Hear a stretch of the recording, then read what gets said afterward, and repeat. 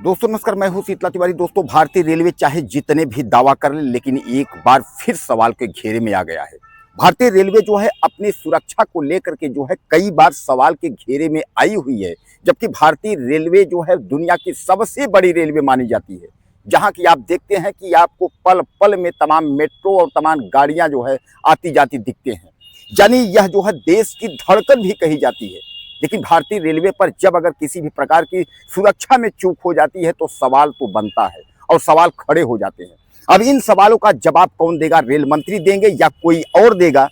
वैसे भी भारतीय जनता यानी बीजेपी सरकार में, जब से बीजेपी की सरकार बनी हुई तब से जो है रेलवे संबंधित जो भी घटनाएं हैं उसका जवाबदेही लेने के लिए कोई तैयार नहीं है। आज की जो घटना है यह मैं जिक्र कर रहा हूं, यह जो है प्रयागराज से चलने वाली नंदन कानन, यानी नंदन कानन हालांकि दूर से आती है लेकिन वह प्रयागराज होते हुए उसके बाद जो है वह उड़ीसा तरफ जाती है। यह गाड़ी जा रही थी, उसी गाड़ी में जो है एक 18 वर्षीय 19 वर्षीय युवती जो है उसी गाड़ी में बैठती है। जनरल कंपार्टमेंट में वह जो है यात्रा कर रही थी, उसको उड़ीसा जाना था और उड़ीसा जाते वक्त रास्ते में जो है उसके बाद वह अचानक उसको बाथरूम की स्थिति बनती है। वह जो है गेट खोल करके अंदर जाती है, जनरल कंपार्टमेंट डिब्बे में बाथरूम में जाती है और पीछे से एक युवक जो है उसके बाथरूम में घुस जाता है और उसके बाद जो है उसके कपड़े उतार के उसके बाद जो है उसके साथ जो है युवक रेप कर देता है।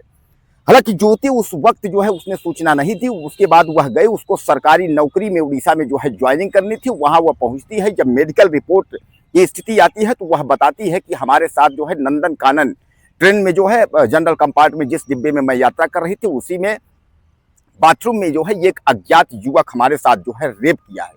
हालांकि मेडिकल रिपोर्ट में जो है रेप की पुष्टि नहीं हुई है, लेकिन उस युवती ने आरोप लगाया कि मेरे साथ जो है रेप हुआ है।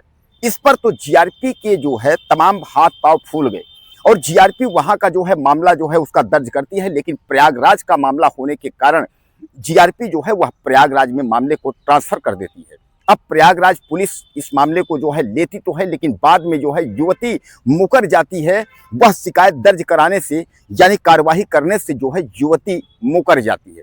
इसलिए प्रयागराज जो पुलिस है, जो जीआरपी पुलिस है प्रयागराज की, वह इस पर जो है परेशान हो जाती है कि हम इस पर कार्यवाही कैसे करें, क्योंकि सवाल गंभीर है। सवाल जो है प्रयागराज का है, सवाल जो है वह जीआरपी और ट्रेन का है। इसलिए मामला यह था कि सवाल जो है सबसे बड़ा रेलवे का है, सुरक्षा से जुड़ा सवाल है। तो इसलिए अगर सुरक्षा में रेलवे की अगर चूक हुई है तो इस पर जो है काफी बदनामी भारतीय रेलवे की होगी। तो क्यों ना इस पर जो है दंडात्मक और गंभीर कार्रवाई करें।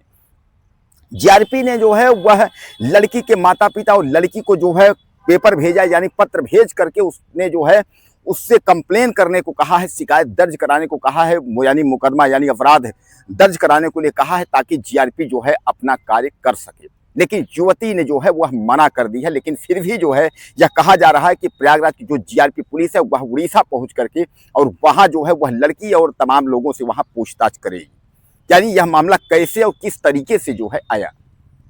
दरअसल दोस्तों मैं आपको बता दूं कि नंदन कानन जो ये स्पेशल जो ट्रेन है यह काफ़ी जो है चर्चित ट्रेन है। इस ट्रेन को जो है तमाम लोग जानते हैं और इस पर जो है लंबी दूरी की यात्रा करते हैं। तमाम दिल्ली तरफ से जो है जो आने वाले हैं और जो उड़ीसा तरफ जाने वाले हैं, बिहार जो है वह इसी गाड़ी पर जो है यात्रा करते हैं।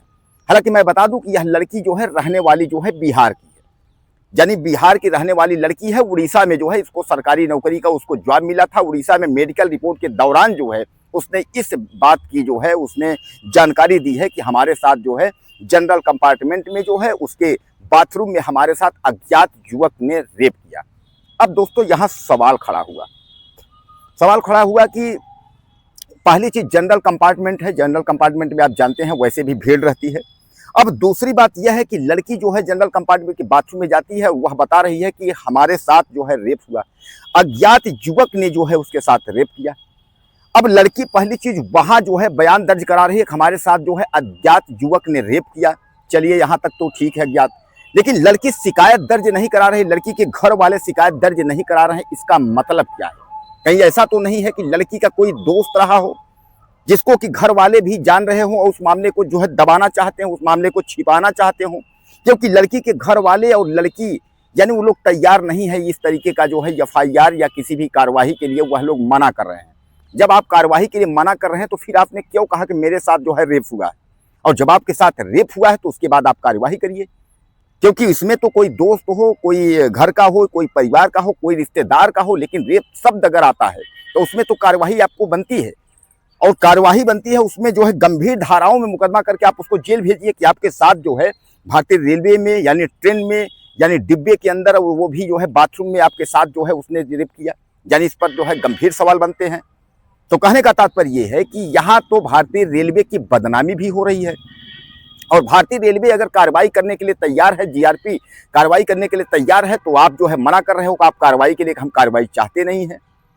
यानी इसमें जो है संदेहात्मक है कि युवती के साथ रेप हुआ या युवती के साथ रेप नहीं हुआ, लेकिन युवती ने जो है जो बयान दिया कि मेरे साथ रेप हुआ, अब युवती जो है वह मुकर क्यों रही है कि नंदन कानन ट्रेन में उसके साथ रेप हुआ।